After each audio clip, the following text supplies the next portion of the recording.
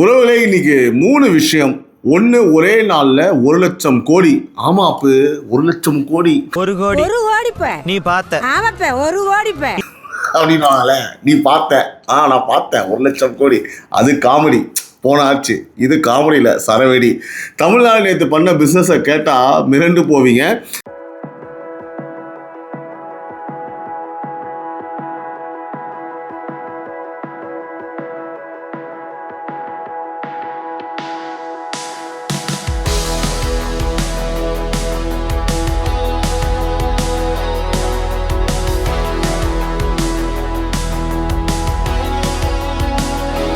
So 2 ஒரு ஏரிய ஒரு ஆள் அப்படியே லபக்கு எப்படி லபக்குன்னு ஒரு முழுங்கின கதை.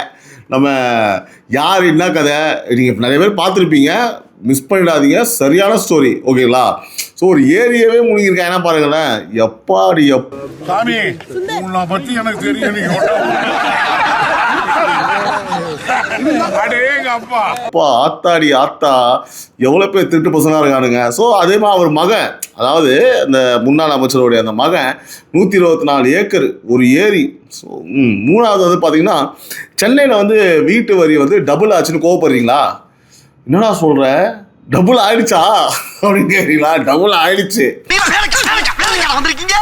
என்ன உசுரோட வச்சு புதைக்கிறதுன்னு வந்திருக்கீங்களா? ஓகேங்களா? ஸோ உங்களுக்கான ஒரு முக்கியமான தகவல் வச்சுருக்கேன். 3 இன்னைக்கு இங்கேயே ஃபுல்லாக பார்க்க போகிற உறவுகளே. நம்ம காலைக்குரல் நிகழ்ச்சி தான், வேற ஒரு ஃபார்மேட்டில் கண்டிப்பாக உங்களுக்கு ரொம்ப பிடிக்கும். உறவுகளால் நான், உறவுகளுக்காக நான், உங்கள் சிபி நவீன். அனைவருக்கும் இனிய காலை வணக்கம் உறவுகளே. இது டைம்ஸ் ஆஃப் ரிப்பப்ளிக் நியூஸின் காலை குரல். ஸ்ட்ரெயிட்டாக ஷோக்குள்ளே போயிடலாம் உறவுகளே. முதல்ல ஒரு கேள்வி, 100 நாளில் ஒரு புது அரசு என்ன பண்ண முடியும்னு நீங்கள் நினைக்கிறீங்க? இப்போ போன ஆட்சியாக இருந்தால் 100 நாளில் வந்து ஒரு ஒரு என்னென்னா வந்து ஒரு 500க்கும் மேற்பட்ட கொலை கொள்ளை வழக்குகள், ரேப்பு அப்படின்ற மாதிரி விஷயங்கள் பண்ணலாம். அது போன ஆட்சி, அதை பற்றி நான் கேட்கல.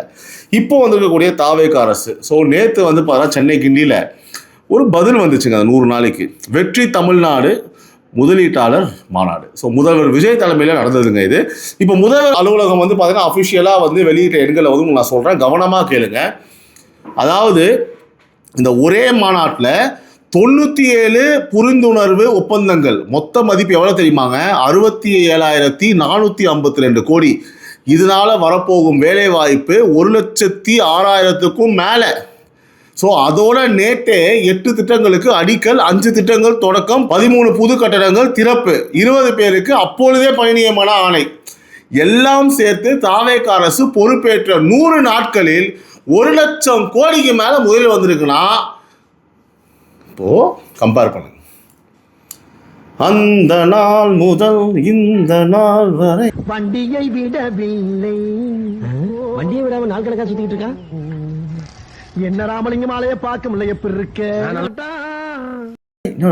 சைக்கிள் துபாய் முதலீட்டாளர் போய் சைக்கிள் ஓட்டுறாரு பார்த்தீங்களா?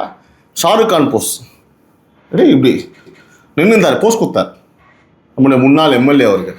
இதெல்லாம் மறக்க முடியுமா? இது 100 நாள், வெறும் 100 நாள்.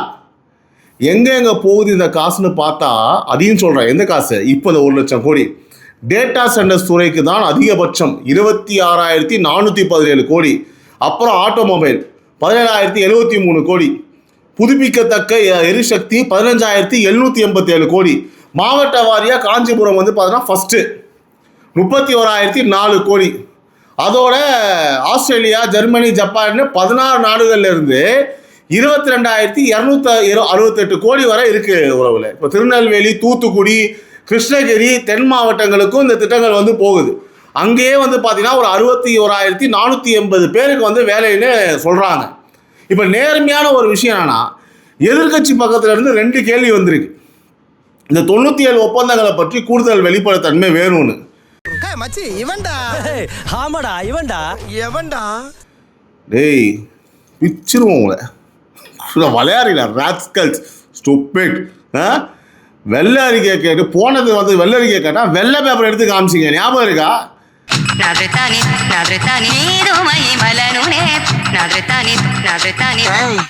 உங்களுக்கு தெளிவு வேணும். தெளிவு வேணாம் போய் உங்கள் அப்பா பைக்கிற டேடியை கேளு, தெளிவு வேணும்னா ராஸ்கல். மாநாட்டுக்கு வந்து பார்த்தீங்கன்னா அதே மாதிரி பத்திரிகையாளர்களை வந்து ஏன் அனுமதிக்கலை? ஏன்னா உங்களை மாதிரி விளம்பரம் பண்ண தேவையில்லை, எல்லா பத்திரிகையிலும் தான் வந்துருச்சே லூசு பல, எல்லா பத்திரிகையும் எல்லாம் வந்துருச்சு. அப்புறம் எங்கே உங்களுக்கு வரலன்னா எல்லா பத்திரிகையும் வந்துச்சு. இப்போ நான் இப்போ எனக்கு எப்படி தெரிஞ்சுது என்ன பத்திரிகையில் வரல? கேள்வி கேட்குறது ஜனநாயகத்தில் அவங்களுடைய வேலை, அது தப்பு கிடையாது. ஆனால் நமக்கு ஒன்று தெரியணும், ஒப்பந்தம் போடுறது ஃபஸ்ட்டு ஸ்டெப்பு தான், சரியா? ஆனால் அவங்க இஷ்ட கூந்தலாம் கேள்வி கேட்கக்கூடாது, அது இன்னொரு விஷயம். அது தொழிற்சாலையாக மாறி நம்ம பசங்க கையில் அப்பாயின்மெண்ட் ஆர்டர் வரும்போது தான் நிஜமான வெற்றி எல்லாருக்கும் தெரியும். அந்த ஜேர்னியை நம்ம எப்பவும் போல் ஒரு ஜேர்னலிஸ்ட்டாக ஃபாலோ பண்ணுவோம். இப்போ இந்த விஷயம் நடந்ததுக்கு சும்மா ஒன்றும் ஒரு கருமாதிரத்தையும் பண்ணாமல் நாட்டை குட்டிச்சவராக ஆக்கி வச்சுக்கிட்டு இப்போ வந்துக்கிட்டு எனக்கு ஒரு உண்மை தெரியணும், எனக்கு ஒரு உண்மை தெரிஞ்சாகணும் அப்படின்ற மாதிரி போய் அமைதியாக போய் தூங்குறாசா, போய் ஓரமாக போய் விளையாடு போ அந்த பக்கம். ஸோ அதே மாதிரி உங்கள் மாவட்டத்துக்கு என்ன முதல் வரணும்னு நீங்கள் நினைக்கிறீங்க? கமெண்ட்டில் உங்கள் ஊர் பேரோட வந்து சொல்லுங்கள் உறவுகளே. நல்ல ஐடியாஸாக இருந்தால் நாளைக்கு அதை நான் வந்து நம்ம சேனல்லையே நான் சொல்கிறேன். ஸோ அடுத்து நமக்கு அப்படின்ற முழுகின அந்த மேட்ரு, ஏரியை முழுங்கின மேட்ரு, இப்போ நான் ஆரம்பத்தில் சொன்ன அந்த கதை தான். ஒரு ஏரியை வந்து ஒரு ஆள் அப்படியே முழுக முடியுமானா முடியும்.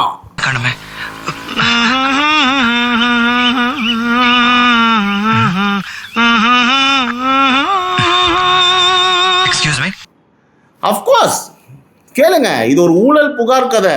நேற்று லஞ்ச ஒழிப்புத்துறை கிட்ட முழு ஆதாரங்களோட ஒரு அதிகாரப்பூர்வ புகார் போயிருக்கு. இது யார் பண்ணது அப்படின்னா நம்மளுடைய அறப்போர் இயக்கம் இருக்கு இல்லையா, அவங்க வெளியிட்டிருக்காங்க. நிறைய விஷயத்தை அவங்க வந்து எக்ஸ்போஸ் பண்ணியிருக்காங்க. அதில் இது ஒரு மிக சிறப்பான நேரத்தில் ஒரு சிறப்பான ஒரு விஷயம்.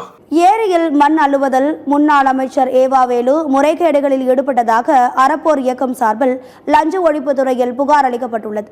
முன்னாள் அமைச்சர் ஏவாவேலு மேல அடுத்த எஃப்ஐஆர் போட வேண்டிய நேரம் வந்துருச்சு.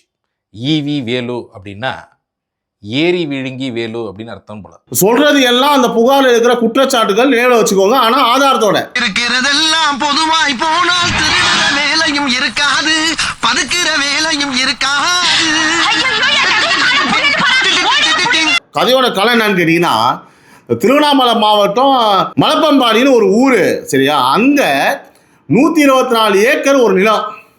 2024 அந்த நிலத்தை ஒரு நிறுவனம் வாங்குது 46 கோடிக்கு. வாங்கினது யார் தெரியுமா? முன்னாள் நெடுஞ்சாலைத்துறை அமைச்சர் நம்ம சீக்கு கோழி, ஓகேவா? உடம்பு சரியில்லை அப்பப்போ போவார், கரெக்டான பேர் வச்சுருக்காங்கப்பா, ஏவா வேலு. அவருடைய மக நிறுவனம் விற்கிறது யார் தெரியுமா? ஒரு நெடுஞ்சாலை ஒப்பந்ததாரோடைய குடும்ப நிறுவனம். நெடுஞ்சாலை அமைச்சர் வந்து பார்த்தீங்கன்னா அவருடைய மகன் நெடுஞ்சாலை ஒப்பந்ததாரர்கிட்ட நிலம் வாங்குறாரு. இது வரைக்கும் ஒரு செட்டப் மட்டும்தான், அதாவது கதை இப்போ தான் வந்து பார்த்தீங்க அப்படின்னா ஆரம்பிக்குது, சரிங்களா? அடுத்த சீனு டிசம்பர் 2025 அந்த நிலத்தில் திமுகவோட மிகப்பெரிய இளைஞர் அணி மாநாடு. பேர் தான் இளைஞர் மாநாடு, உங்களுக்கு தெரியும் இல்லையா? எல்லாம் 70 வயசு மாதிரி தான் இருப்பாங்க. நம்மளுடைய முன்னாள் எம்எல்ஏ ஸ்டாலின் வராரு, துணை முதல்வர் உதயநிதி, இப்போ எதிர்கட்சி தலைவர் உதயநிதி வராரு. 1 லட்சம் பேருக்கு மேலே கூட்டம். அதில் ஒரு 50,000 பேரை வாடகை கூட்டு வந்துருக்காங்க அந்த 1 லட்சத்தில். அப்போ அந்த நிலத்துக்கு என்ன திடல்னு பேர் வைக்கணும்? கரெக்டாக பேர் வச்சுருக்காங்கப்பா, கலைஞர் திடல்னு. சரி, நான் செவனே தானா போய்க்கிருந்தேன், யாரு வம்பு தும்புக்காச்சும் போனா? குற்றச்சாட்டு வந்துச்சுல்ல, ஊழல் குற்றச்சாட்டு, கலைஞர் திடல், சரியான பேர், மிக சிறப்பான பேர். சரி, ஒரு மாநாட்டுக்கு அந்த நிலத்தை மேடு பள்ளம் இல்லாமல் சமப்படுத்தணும்ல. ஒரு மாநாடு பண்ணுறோன்னா ஒரு நிலம் அதை சமப்படுத்தணும் இல்லையா? அதுக்கு என்ன வேணும்? மண் வேணும். மண் எங்கேருந்து வந்துச்சு? பக்கத்துலேயே இருக்கிற மலப்பம்பாடி ஏரியிலேருந்து. அது ஒரு மண் எடுத்துக்கோ. என்னடா இவ்வளோ சிம்பிளாக சொல்கிறேன்? அவ்வளோதான், எல்லாம் நம்மள் தான், நம்ம ஏரி நம்ம மண். சின்ன வயசுல ஒரு ஏரியில குளிப்போம்ல, போலாண்டா, அது மாதிரி தான் நடந்து போயிருக்கிறோம். இங்க பாரு, தமிழ் மண், செம்மண், தூக்கி போடு. அங்க ஒரு அமுக்கு, இங்க ஒரு குமுக்கு, முடிஞ்சு போச்சு. அங்க ஏத்து, இங்க இறக்கு. என்னப்பா அங்க இருக்க மண் இங்க இருக்கு, என்ன இப்ப எங்க இருந்தா என்ன? எல்லாம் நம்ம மண்ணு தானே, தமிழ் மண். டேய் என்னடா என்னடா பண்ணி வச்சிருக்கீங்க? இங்கதான் வந்து நம்ம சட்டம் வருது. சிம்பிளா சொல்றேன், ஒரு ஏரியில இருந்து மண் எடுக்கணும்னா, அதாவது மேல் மண்ணை 1 மீட்டர் ஆழம் வரை தான் நம்ம எடுக்கலாம், 1 மீட்டர்.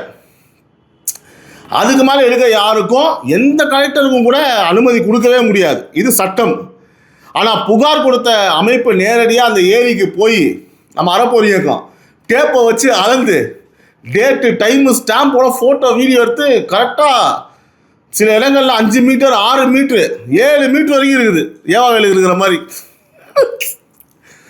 அதாவது அந்த ஆழத்துக்கு தோண்டியிருக்காங்க. அனுமதி 1 மீட்ரு தான், எடுத்ததே 5லேருந்து 7 மீட்ரு. ஸோ அவங்க கணக்குப்படி கிட்டத்தட்ட 8 ஏக்கர் பரப்பில் இப்படி எடுத்திருக்காங்க உறவுகளே. மொத்த மண்ணோட மதிப்பு 8 கோடி. அத்தனையும் லாரியாக கொண்டு போய் கொட்டினது எங்கே? அந்த சீக்குவலி அமைச்சரோட மகன் நிலத்தில், பக்கத்தில் இருக்கிற நிலத்திலேயே. குற்றச்சாட்டு இதுதான். கதை இன்னும் முடியல. அது ஏறி வரப்பையே, அந்த வரப்புனா இது வரப்போ இல்லை, வரப்பு, அந்த வரப்பையே உடைச்சு தண்ணி ஏரியில் தேங்கவே முடியாத மாதிரி கால்வாய் அமைச்சிருக்காங்க இவனுக்கு இஷ்டத்துக்கு. என்ன, அதாவது இயற்கையே வந்து இவனுக்கு இஷ்டத்துக்கு மாத்துறானுங்க. சுற்றி இருக்கிற விவசாய நிலத்தடி நீருக்கெல்லாம் வந்து பார்த்தீங்க அப்படின்னா என்னங்க ஆகும்? ஆமாப்பா, இந்த நாசமா போறவன கூட்டிட்டு போயிருப்பா. இவனை நம்பி ஒரு பொருளும் வைக்க முடியல. இப்படி திரும்பி பாக்குறதுக்குள்ள திருட்டு போயிடுறான். அவன் வச்சிருக்கிறது வயிறா வண்ணா சாலான்னு தெரியல. அங்கே விவசாயமே பண்ணுறது நம்மளுக்கு கஷ்டமாயிடுங்க. எவ்வளோ குடும்பங்கள் அதனால பாதிக்கப்படும். அதோட வந்து பார்த்தா அந்த மாட்டு வண்டி மட்டும் போகிற ஏரி அந்த பண்டு மேலே ரிஃப்ளெக்டர் எல்லாம் வச்சு ஹைவே மாதிரி ரெடி பண்ணியிருக்காங்க அந்த ரோடை, அந்த ப்ரைவேட் நிலத்துக்கு. ஊர் மக்கள் வந்து எங்கள் ஏரியை காப்பாற்றுங்கன்னு போராட வந்தப்போ என்னாச்சு தெரியுமா? மண் எடுத்தவங்க மேலே கைது கிடையாது, போராட வந்த மக்கள் மேலே வந்து கைது நடவடிக்கை எடுத்திருக்கு. எப்பவும் போல அண்ணன் திருமாவர்கள் வந்து எப்படி அடி வாங்கினவன் மேலே தான், அடி வாங்கினா இல்லையா அவன் மேலே தான் அரெஸ்ட்டு. எப்போவுமே அப்படி தான் ஆப்போசிட்டாக நடக்கும் இல்லையா? அதாவது வெக்கமாக இருக்கு. இன்னும் நான் ரொம்ப வல்கராக பேசிடுவேன், ஆனால் அடக்கிட்டு இருக்கேன் அந்த கோவத்தை. இந்த வட்டாட்சியர், போலீஸ், கலெக்டர்னு எல்லாருக்கும் அப்போவே புகார் போச்சா, ஆனால் நடவடிக்கையே இல்லை. இப்போது இந்த முழு ஆதார கோப்பும் லஞ்ச ஒழிப்புத்துறை மேஜரில் இருக்க எல்லாத்தையும் சட்டப்படி குற்றம் நடந்திருக்க வாய்ப்பு தெரிஞ்சால் அவங்க எஃப்ஐஆர் போட்டு விசாரிக்கணும். இது வந்து பக்கா ப்ரூஃபோடு இருக்குது. ஏற்கனவே அந்த ஆள் வந்து பார்த்தீங்க அப்படின்னா சிங்கப்பூர் எஸ்கேப் ஆகிட்டாப்புல. அது ஒரு காரணம் அருன்னு சொல்லிட்டு சில பேர் சொல்கிறாங்க. கரெக்டாக? அப்படி இருக்கும்போது இப்போ வசமாக சிக்கியிருக்காப்புல, பட்டுன்னு எஃப்ஐஆர் போட்டு தலை மேலே தட்டி தூக்கி போய் உள்ளே உட்கார வைக்கிறது தான் கரெக்டான விஷயமா இருக்கும். 2வது விஷயம் மாட்டியிருக்கு. ஸோ இப்படி இருக்கும்போது இந்த மக்கள் காத்துட்டு இருக்காங்க எப்போன்னு சொல்லி. இப்போ அழகாக வந்து இந்த மாதிரி ஒரு இயக்கம்லாம் வந்து தன்னார்வலர் இயக்கம்லாம் எடுத்து வந்து கொடுக்கும்போது இந்த அரசு தயவு செஞ்சு உடனடியாக யோசிக்காமல் நடவடிக்கை எடுக்கணும். இது வந்து இப்போ லட்டு மாதிரி ஒரு மேட்ருங்க இது. ஆனால் தயவு செஞ்சு ஒரு வேண்டுகோளாக வைக்கிறேன், அந்த அடுத்து என்ன பண்ண நெஞ்சை பிடிச்சிக்கிட்டோ இல்லை வயிற்றை பிடிச்சிக்கிட்டோ புரியுதுங்களா, ஏதாவது ஊருக்கு சிங்கப்பூருக்கு போகிறேன், ஜப்பானுக்கு போகிறேன்னு கிளம்பிடுவாப்பில். நான் இப்போவே ஆளை போட்டிருக்கேன் வீட்டை விட்டு வெளில வந்தால் கோழி அமுகமாக அமுக்கி உள்ளே போடுற வழியை பாருங்கள். இது வந்து அரசாங்கத்துக்கு வைக்கக்கூடிய ஏன்னா ஒரு தனிப்பட்ட சுகத்து கிடையாது. தப்பு பண்ணவங்க தண்டனை அனுபவிக்கணுங்க. எல்லாருமே ஜாலியாக இருந்தால் எப்படிங்க? உறவுகளே, உங்கள் ஊர்லேயும் இப்படி ஏரி, குளம், சொத்து, நிலம் வந்து ஆக்கிரமிப்பு நடக்குதா? கமெண்டில் சொல்லுங்கள். ஸோ இதை நம்ம டிஸ்கஸ் பண்ணுவோம். அடுத்த உறவுகளே நம்ம இந்த வீட்டு வரிக்கு வருவோம். முக்கிய செய்தி: சென்னை மாநகராட்சியில் பல வீட்டு உரிமையாளர்களுக்கு சொத்து வரி உயர்வு என நோட்டீஸ் வந்ததால் அதிர்ச்சி ஏற்பட்டுள்ளது. முக்கிய செய்தியாக பார்த்து வருகிறோம். இது உங்கள் பாக்கெட்டில் துண்டு போடுற ஒரு விஷயம், கவனமாக கேளுங்க. சென்னை மாநகராட்சி இப்போ ஒரு பெரிய மறுசீராய்வு வேலையில் இறங்கியிருக்கு. இந்த ட்ரோனும் ஜிபிஎஸும் வச்சு வானத்திலிருந்து எல்லா கட்டிடத்தையும் அளந்து பார்த்து முதற்கட்டமாக 30,000க்கும் மேற்பட்ட வீடுகளுக்கு புது வரி ஆணை அனுப்பியிருக்காங்க. பலருக்கு வரி 2 மடங்கு மேலே ஏறி இருக்கு. உதாரணமாக ஆழ்வார்பேட்டையில் ஒரு 600 ரூபாய் சதுர அடி வீடு வந்து பார்த்தீங்கன்னா அரையாண்டு வரி 1765 ரூபாயில இருந்து 4360 ரூபா ஆயிடுச்சு. ஸோ நேற்று வந்து மத்திய சென்னை அலுவலகத்தில் இது சம்மந்தமாக நடந்த சிறப்பு முகாமில் மக்கள் அதிகாரிகளுடைய நேரடியாக வாக்குவாதமே பண்ணியிருக்காங்க. அந்த அளவுக்கு மக்கள் வந்து ஒரு கொதிப்பில் இருக்காங்க. இப்போ 2 தரப்பு என்ன சொல்லுதுன்னு கேளுங்க. எதிர்கட்சி பக்கம் சென்னையில் வந்து 100% வரி உயர்வு மக்கள் தலையில் பேரின்னு கடும் குற்றச்சாட்டு வைக்கிறாங்க. அவனை சொல்லி நிறுத்துங்களேன்டா, அவன் நிறுத்துற அந்த லூசுக்கு மட்டும் வந்துட்டே இருக்கான் வர்ற நிறுத்துற அவனை. பைத்தியக்காரப்ப எதுக்குடா வரீங்க எங்கெல்லாம்? உங்களுக்கு தான் தகுதியே கிடையாது. இப்போ தான் 8 கோடி மேட்டர் சொல்லியிருக்கேன், அமைதியாக போயிடணும், புரியுதா? அடுத்து மாநகராட்சி கமிஷனர் பக்கம் வந்து பார்த்தீங்கன்னா வரி உயர்த்தப்படவே இல்லை. 2018 சொந்தமாக அறிவித்தப்போ சிலர் தங்கள் வீட்டோட பரப்பளவை குறைச்சி காட்டினாங்க. ஓகேவா? ஸோ அவங்களுக்கு மட்டும்தான் சரியாக வந்து அந்த டீட்டெயில்ஸை கொடுக்காம தப்பாக மாற்றி கொடுத்தவங்களுக்கு மட்டும்தான் வந்து பார்த்திங்கன்னா மறுசீராய்வு பண்ணுறோங்கிறது தான் அவங்களோட விளக்கம். ஸோ 2ஐயும் நான் சொல்லிட்டேன். யார் பக்கம் நியாயம் நம்ம யோசிச்சு தான் வந்து பார்த்திங்கன்னா அடுத்தடுத்து வர டேட்டா தான் நம்ம வந்து பேச முடியும். ஆனால் இதுக்கு பின்னாடி ஒரு நிதி நெருக்கடி கதையும் இருக்குது. மாநகராட்சிக்கு வந்து பார்த்திங்கன்னா 1970 கோடி வந்து பற்றாக்குறையாக இருக்குது. சரியா? ஆனால் இந்த மாநகராட்சி இந்த கார்பரேஷன் இருக்குல்ல, அது அங்கே வந்து இன்னும் அந்த திமுக திருட்டுக்கும்பல் இன்னும் இருக்குது. ஓகேங்களா? அதை கொஞ்சம் ஒழிச்சிட்டோம் அப்படின்னா இந்த பணம் கொஞ்சம் உள்ளே வர ஆரம்பிக்கும். அது வரைக்கும் வந்து அவுட் கோயிங் தான், இன்கமிங் கிடையாது, ஒன்லி அவுட் கோயிங். உள்ள காசுலாம் வராது, எல்லாம் வெளில தான் போயிட்டுருக்கோம். வலிச்சு எல்லாம் ஜீரோவில் வச்சு தான் போவாங்க. இந்த கவுன்சில் எலெக்ஷன் வரும்போது முடிச்சு விட்டோன்னு வச்சுக்கோங்க, எல்லாம் சரியாயிடும்.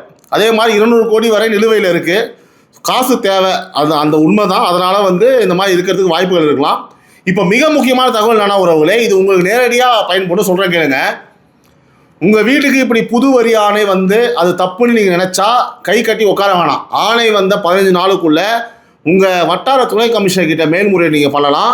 30 நாளுக்குள்ளே அதுக்கு தீர்வு சொல்லணும். மாநகராட்சியை அறிவிச்சிருக்கு இதை. சரிங்களா? ஸோ உங்கள் வீட்டோட சரியான பரப்பளவு ஆவணங்கள்லாம் வச்சு அப்பீல் பண்ணுங்கள். இந்த தகவல் தேவைப்படுற ஃப்ரெண்ட்ஸுக்கு இந்த வீடியோவை மறக்காமல் ஷேர் பண்ணுங்கள். 14 லட்சம் சொத்து உரிமையாளர்கள் இருக்காங்க. ஸோ சென்னையில் வந்து பார்த்தீங்கன்னா எல்லாருக்கும் இது தெரியணும். அதே மாதிரி உங்கள் வீட்டுக்கு புது வரி ஆணை வந்திருக்கா, எவ்வளோ உயர்ந்திருக்கு. இப்போ நான் சொன்னேன்ல ஒரு எக்ஸாம்பிள் ஆழ்வார்பேட்டில், அந்த மாதிரி ஏதாவது இருந்ததுன்னா எனக்கு வந்து நம்ம உறவுகளின் குரல் நம்பர் இருக்கு இல்லையா, அந்த நம்பருக்கும் அனுப்புங்க, கமெண்ட்லையும் கூட சொல்லுங்கள். அடுத்தது நம்ம இன்ட்ரெஸ்டிங் செக்மெண்ட் எதிரொலி. இப்போ எதிரொலி நேற்று எதிர்த்தரப்புலேருந்து என்ன அம்பு விட்டாங்க, அம்பு நல்லா அம்பா இல்லை கரடி அம்பை பிடிச்சி காடி துப்பி அமுச்சு விடுச்சான்றதை பார்ப்போம். நேற்று முழுக்க தொகுதி மறுவரையறை தீர்மானம் பற்றி ட்விட்டரில் வந்து நல்ல சண்டை நடந்துச்சு. ஒரு பக்கம் பிஜேபி தலைவர்கள் மசோதாவே இன்னும் வரல, அதுக்குள்ளே தீர்மானம் எதுக்கு, பிரதமரோட உறுதிமொழியை நம்புங்கன்னு சொல்கிறாங்க. முன்னாள் ஆளுநர் தமிழிசை அம்மையாரும் அதே லைனில் தான் நிற்கிறாங்க. சரி, ஒரு நிமிஷம் யோசிப்போம். உறுதிமொழியை நம்புங்கன்னு சொல்கிற அதே கட்சியோட மத்திய உள்துறை அமைச்சர் தான் வந்து பார்த்தீங்கன்னா பாராளுமன்றத்தில் எல்லா மாநிலத்துக்கும் 50% தொகுதி உயர்வு தருவோம்னு சொல்லியிருக்காரு. ஸோ அந்த 50% கணக்கை வச்சு தான் பாமக தமிழ்நாட்டுக்கு 39 போய் 59 வரும்னு எக்ஸ்பான்ஷன் கேட்குது. அப்போது ஒரே கட்சிக்குள்ளே ஃப்ரீஸ் பண்ணுறீங்களா இல்லை எக்ஸ்பான்ஷன் பண்ணுறீங்களா? ஸோ நம்ம சொல்கிற உறுதிமொழி எது, முதல்ல அதை நீங்கள் முடிவு பண்ணுங்கள். அப்புறம் தமிழ்நாட்டுக்கு அட்வைஸ் பண்ணலாம். அதாவது உன் முதுகை பாரு, அப்புறம் மற்ற கதையை பேசுகிற மாதிரி அர்த்தம் அதுக்கு. இது நான் கற்பனையாக சொல்கிறது இல்லை, எல்லாம் அவங்க சொந்த ஸ்டேட்மெண்ட்டோட ரெக்கார்டில் இருக்குது. ஸோ அடுத்து வந்து பார்த்தீங்கன்னா ஒரு சூப்பர் செக்மெண்ட்டுங்க, புது செக்மெண்ட்டு, தப்புனா தப்பு. ஓகேவா? செக்மெண்ட் பேரே இதுதான், தப்புனா தப்பு. ஓகேவா? ஸோ நம்ம ஆளுங்க பக்கம் தப்புனா இருந்தால் அதையும் இங்கே பேசுவோங்கிறது தான் நம்மளுடைய வாக்கு. இன்றைக்கி பேச வேண்டியது ஒரு வலிக்கிற விஷயம்தான். நேற்று சிவகாசி அருகே நமஸ்கிருதான்பட்டியில் வந்து ஒரு பட்டாசாலையில் வெடி விபத்து, 3 தொழிலாளர்கள் வந்து உயிரிழந்திருக்காங்க, ஒருத்தர் படுகாயம். அவங்க குடும்பங்களுக்கு நம்ம ஆழ்ந்த இரங்கல்.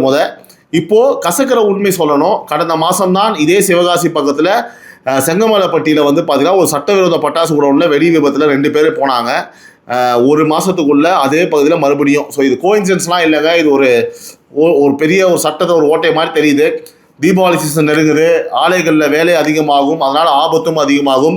எதிர்கட்சிகள் இதை பற்றி அரசை விமர்சிக்கிறாங்க. இந்த விஷயத்தில் அவங்க பக்கம் நியாயம் இருக்குது. ஸோ அதை ஒத்துக்கிறோம். நம்ம அரசுக்கிட்ட நம்ம கோரிக்கை ஒன்று தான், இனி ஒரு உயிர் கூட போகக்கூடாது. விருதுநகர் மாவட்டத்தில் இருக்கிற எல்லா பட்டாசு ஆலைகளுக்கும் போர்க்கால அடிப்படையில் பாதுகாப்பு தணிக்கை நடத்துங்க, சட்டவிரோத யூனிட்களை மூடுங்க, தொழிலாளர்களுக்கு பாதுகாப்பு பயிற்சி உறுதி பண்ணுங்க. இந்த விபத்து விசாரணையில் என்ன நடக்குதுன்னு நம்ம ஃபாலோ பண்ணலாம். ஓகே, அடுத்து வந்து பார்த்தீங்கன்னா இந்த செக்மெண்ட்டில் இப்போ கொஞ்சம் லைட்டாக ஆனால் இன்ட்ரெஸ்டிங்கான ஒரு அரசியல் நகர்வை சொல்கிறேன், செம்மையாக இருக்கும். நேற்று முதல்வர் விஜய் முன்னிலையில் வந்து பார்த்தா ஒரு புது ஆள் தாவேக்காவில் சேர்ந்தாப்புல சிங்கை ராமச்சந்திரன். இவர் யாருன்னு கேட்டிங்கன்னா அதிமுகவோட ஐடி விங் தலைவராக இருந்தவர், ஐஏஎம் அகமதாபாத்தில் படித்தவர். 2024 லோக்சபா தேர்தலில் கோவையில் வந்து அண்ணாமலை எதிர்த்தே போட்டிக்கிட்டவருங்க. கடந்த மாதம் அதிமுகவில் விட்டு விலகி இப்போ நம்ம சொந்த வீட்டுக்கு வந்துட்டாப்புல. இறுதியாக இதுதான் உனக்கு வீடுன்ற மாதிரி இதான் நம்ம சொந்த வீட்டுக்கு போய் இதான்ப்பா அப்படின்னு நினச்சி வந்துட்டாப்புல. ஸோ படித்த தகுதியான இளைஞர்கள் தாவேக்காவை நோக்கி வராங்க. இது ஒரு நல்ல சிங்கல். இதுலனா தப்புன்னு கேட்குறீங்களா? சொல்கிறேன். ஆனால் ஒரு சின்ன வேடிக்கை நடந்திருக்கு. ஓகேங்களா?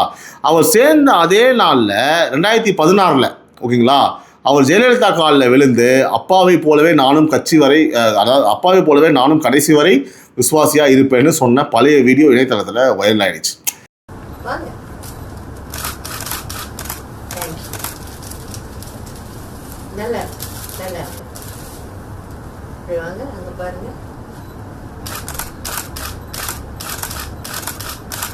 சிங்கை கோவிந்தராஜனுடைய மகன் நீங்க, ரொம்ப சந்தோஷம். அவரை நல்லா தெரியும் எனக்கு. அவர் பெரிய விசுவாசி, நீங்களும் அப்படியே இருப்பீங்கன்ற நம்பிக்கை எனக்கு. ஸோ அதிமுக காரங்க அதை போட்டு அவரை நக்கல் பண்ணி காலி பண்ணுறாங்க. நமக்கு இதில் ஒரு பாடம் இருக்குது. என்னென்னா, அரசியலில் கடைசி வரைன்னு சத்தியமாக அப்போல்லாம் ஒன்றுமே கிடையாதுங்க. சத்தியம் பண்ணுறது உலகத்திலேயே பெரிய பெரிய ரிஸ்க்கு. வாழ்க்கையிலேயே நீ அரசியலில் இருந்துக்கிட்டு ஒரு சத்தியம் பண்ணுற இந்த கட்சி தான் இருப்பான் அப்படின்னா நீ வந்து ஃபர்ஸ்ட் நினச்சிக்க வேண்டியது செந்தில் பாலாஜியை. எப்பொழுது தேர்தல் வந்தாலும் தமிழரை ஆடக்கூடிய தகுதி படைத்த தலைவர் மக்கள் செல்வர் அண்ணன் டிடிவி அவர்கள் தான் தமிழகத்தில் 234 சட்டமன்ற தொகுதிகளை வென்றெடுத்து தமிழகத்தினுடைய முதலமைச்சராக புரட்சி தலைவி அம்மாவுடைய ஆசையோடு சின்னம்மாவுடைய நல்வாழ்த்துக்களோடு அரியணையிலே அமருவார்கள். ஆந்தோணி மலையிலிருந்து கல்யாண வெங்கட்ரமண சுவாமி திருக்கோயிலுடைய பாதங்களிலிருந்து சொல்கின்றேன், வருகின்ற 2019 நாடாளுமன்ற தேர்தலோடு சேர்ந்து சட்டமன்றத்திற்கும் தேர்தல் வரும். 234 தொகுதிகளையும் வென்று தமிழக தலைவர் தளபதி அவர்கள் முதலமைச்சராக நாற்காலியிலே அமருவார்கள். ஓகேவா? நீ யாருமே அப்படிலாம் இருக்கவே முடியாது. ஒரு சில பேர் இருந்தால் கூட ஒரு லாபத்துக்காக ஒரு திறன் நிதியை வாங்கிக்கிட்டு கட்சியை வந்து வியாபாரமாக பண்ணக்கூடியவங்கன்னா அது மாதிரிலாம் இருப்பாங்க. ஓகேவா? ஒரு பயங்கரமான ஒரு சுயநலத்துக்காக. மற்றபடிலாம் அப்படி இருக்கிறதுக்கு வாய்ப்பே கிடையாது.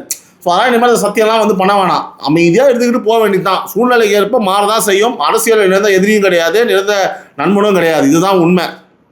அடுத்து வந்து நம்முடைய தொடர்கதை ஃபாலோ போர்ட்லேருந்து இன்றைக்கி அப்டேட் இருக்குது. நறுக்குன்னு சொல்கிறேன். காவேரி நேற்று சுப்ரீம் கோர்ட்டில் நம்ம கேஸ் விசாரணைக்கு வரும்னு எதிர்பார்த்தோம். கரெக்டாக இது இப்போது திங்கட்கிழமை ஆகஸ்ட் 17 போயிருக்குங்க. அதுக்குள்ளே தமிழக அரசு ஒரு பலமான புது மனு போட்டிருக்கு.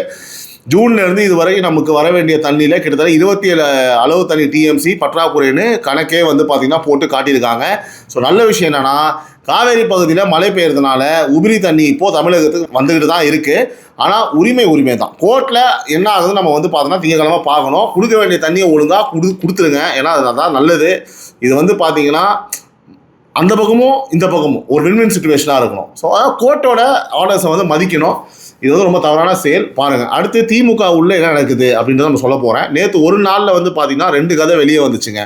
ஒன்று, ஒரு மூத்த முன்னாள் அமைச்சர் கட்சி தலைமையோட தொடர்பே இல்லாமல் விலகி இருக்கிறார். யாரு தெரியுமா? அழைப்பையும் தட்டி கழிக்கிறாரு.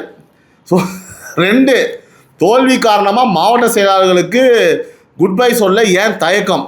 ஸோ அந்த தயக்கம் தான் தோல்விக்கே காரணம்னு வந்து பார்த்தா நிர்வாகிகளே வந்து தலைமைக்கு வந்து கடிதம் எழுதியிருக்காங்க. அதாவது ஒரு பக்கம் மூத்தவர் விலகிறாரு, இன்னொரு பக்கம் கீழே இருந்து கோப கடிதம் வருது.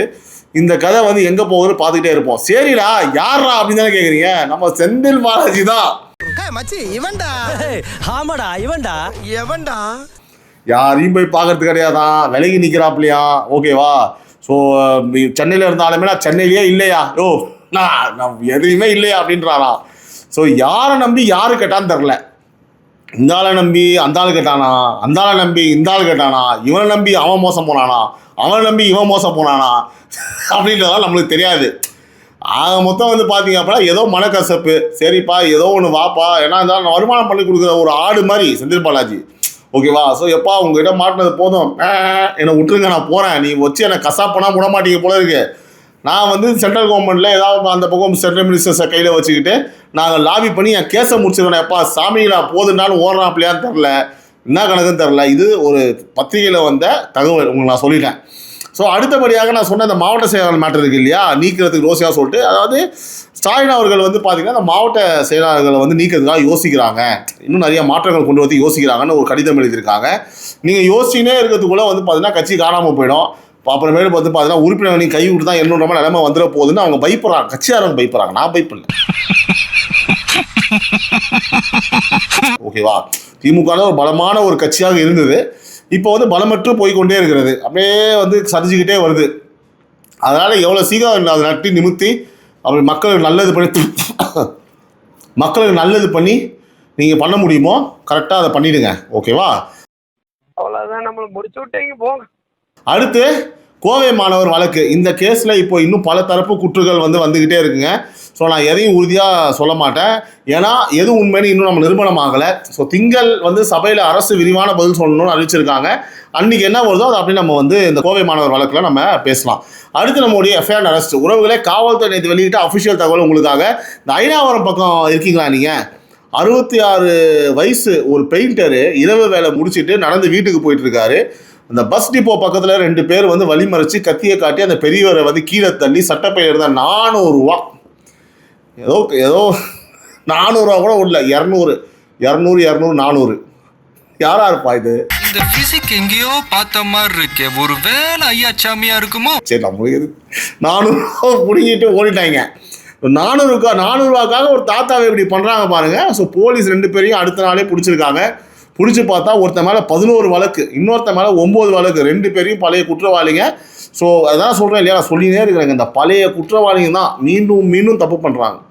தயவு செஞ்சு இந்த கோர்ட், நம்ம இப்போ இந்த எஃப்ஐஆர்லாம் நான் கூட படிக்கும் போது தான், இந்த மேட்டரை பற்றி பேசும்போது தான் எனக்கு தெரியுது குற்றம் பண்ணுறவங்களாம் பழைய ஆளாக இருக்கான்னு சொல்லிட்டு. தயவு செஞ்சு கோர்ட் இவங்களாம் வெளியே விடாதீங்க, சரிங்களா? நியூ அக்யூஸ்லாம் எவனும் கிடையாது, எல்லாம் ஓல்டு ஸ்டூடெண்ட்ஸ். இந்த ஓல்டு ஸ்டூடெண்ட்ஸ்லாம் கொஞ்சம் பிடிச்சி உள்ளே போடுங்க. ஓல்டு ஸ்டூடெண்ட்ஸ்லாம் திருந்தவே மாட்டாங்க. எல்லா அரசியல்லையும் அப்படி தான், அக்யூஸ்லேயும் அப்படி தான், புரியுதா? ராமாபுரமில் வந்து ஒரு விநாயகர் கோவிலே பராமரிப்பு வேலைக்காக பூட்டி வச்சுருந்தாங்க. ஏன் பூட்டி வச்சுருக்கீங்கன்னு கேள்வியில் ஆரம்பித்த தகராறு எங்கே போச்சுன்னா, ஒருத்தர் கத்தியால் குத்தப்பட்டு ஆஸ்பத்திரி வரை போச்சு. தாக்குனவன் கைது, கத்தி பறிமுதல், கோவில் பூட்டின விஷயத்துக்கு ஒரு உயிர் போயிருக்கலாம். கோபம் ஒரு வழி தான். ஏண்டா இப்போ ஏன் பூட்டுனா எது கேட்குறான்? திறந்து சாமி கும்பிடணும். சாமியை கும்பிட்டு போகிற விஷயத்தில் கத்தி எடுத்து குத்தி ஹாஸ்பிட்டல் வரைக்கும் போயிருக்கணா. நீ சாமியை கும்பிட்டா எல்லாம் கும்பிடாடா மூதேவி. கடவுளே. அடுத்து மதுரை வாயில் ஒரு இன்ட்ரெஸ்டிங் கேஸ். ஒருத்தரோட Yamaha R15 பைக்கை காணோம் அப்படின்னு சொல்லிட்டு காணாமல் போயிடுச்சு. போலீஸ் விசாரிச்சு பிடிச்சப்போ தான் தெரிஞ்சுது, இந்த ஆள் அதே ஏரியாவில் இப்படியே இன்னும் 2 R15 திருடி இருக்கான். R15 மட்டும்தான் அவனுக்கு வந்து டேஸ்ட் போல. ஒன்லி R15 திருடார் அவர். நடிச்சா ஹீரோ சார், நான் வெயிட் பண்ணுறேன் சார். உங்கள் பைக்கை எப்போ டபுள் லாக் போட்டு நிறுத்துங்க, சரியா? இதை தவிர வந்து காசிமேடில் கடன் தகராறில் ஒருத்தர் வந்து 5 பேர் சேர்ந்து தாக்குன கேஸில் ஒருத்தர் கைதாயிருக்காரு. ஸோ முக்கிய குற்றவாளி தேடப்படுறாரு. மதுரை வாயிலில் மனைவியை கத்தி காட்டி மிரட்டினா கணவன் கைதுங்க. பழைய வழக்கில் தலைமறைவாக இருந்த 3 பேர் வந்து பார்த்தீங்கன்னா NPWவில் கைதாயிருக்காங்க. மொத்தமாக நேற்று 6 வழக்குகள், 10 பேர் அரெஸ்ட்டு. வழக்கம் போல் ஞாபகம் இருக்கா? கோர்ட் அது வேலையை பார்க்கும், காவல்துறை வந்து கரெக்டாக அதோட வேலையை பார்த்தாச்சு. ஹெல்ப்லைன் மகளிருக்கு 181, சைபர் வந்து 1930, அவசரம் என்னன்னா 112. அடுத்து நாளை என்ன வந்துருச்சுல, ஆகஸ்ட் 14 கரூர் கூட்ட நெரிசல் வழக்கு சுப்ரீம் கோர்ட் விசாரணைக்கு வருதுங்க. என்ன நடக்குது நாளை காலையில் உங்களுக்கு சொல்கிறேன். அடுத்து ஆகஸ்ட் 15 நம்ம 80வது சுதந்திர தின விழா. புனித ஜார்ஜ் கோட்டையில் முதல்வர் விஜய் தேசிய கொடி ஏற்றுறாருங்க. ஏற்றி வந்து உரையாற்றுறாரு. அவரோட முதல் சுதந்திர தின உரை என்ன அறிவிப்புகள் வருதுன்னு பார்ப்போம். சென்னையில் 5 அடுக்கு பாதுகாப்பு போட்டிருக்காங்க. முக்கியமான டிராஃபிக் தகவலுங்க. நாளை காலை 6 மணிலேருந்து நிகழ்ச்சி முடிகிற வரையும் கோட்டை பக்கம் காமராஜ் சாலை, ராஜாஜி சாலை, கொடிமர சாலை, சாதாரண வாகனங்களுக்கு முழு தடை. அந்த பக்கம் போகாதீங்க, டென்ஷன் ஆகிடுவீங்க காலையிலேயே. அந்த பக்கம் அவசியம் போகணும்னா அண்ணா சாலை வழியாக மாற்றி விட்ருக்கு, அப்படி போயிடுங்க, சரியா?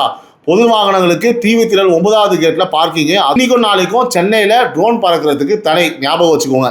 அப்புறம் ஆகஸ்ட் 16 அந்த LPG EKYC கடைசி நாள். பாக்கி இருந்தால் கேஸ் ஏஜென்சியில் முடிச்சிருங்க. ஆக 16, 17 சரி, சென்னையில் வந்து VVIP வருகை.